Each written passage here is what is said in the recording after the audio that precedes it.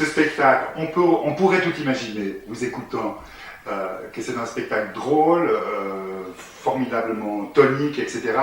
Je crois que c'est pas tout à fait le cas. Non, non, alors on est vraiment dans autre chose. Je vais essayer de la faire courte, mais il est né d'un besoin. D'abord, il est né d'un besoin il y a quelques années de me dire, première étape, c'est de me dire, mais moi j'aimerais faire un solo. Mais pour moi, comme je venais de l'humour, de l'improvisation, de l'humour, ben, mon évidence c'était de faire un spectacle solo d'humour.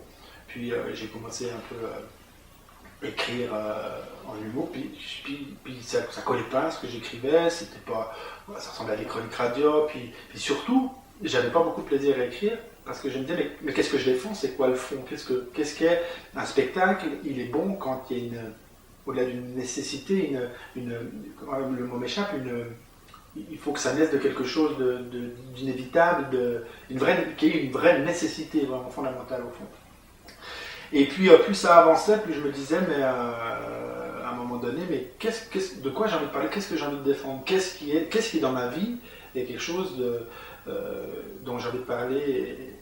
Et puis tout parce que chez vous, il y a une fêlure. Alors justement, c'est ça que je cherchais.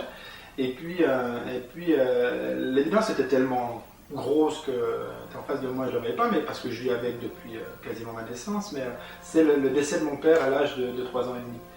Et en fait, ça vient aussi à l'âge où c'est bizarrement, c'est après coup que je le vois, hein. Mais tout ça est venu aussi à l'âge où mon fils est né à peu près, peu de temps après. Et puis je me dis, mais il faut que j'écrive là-dessus, mais pas forcément de l'humour.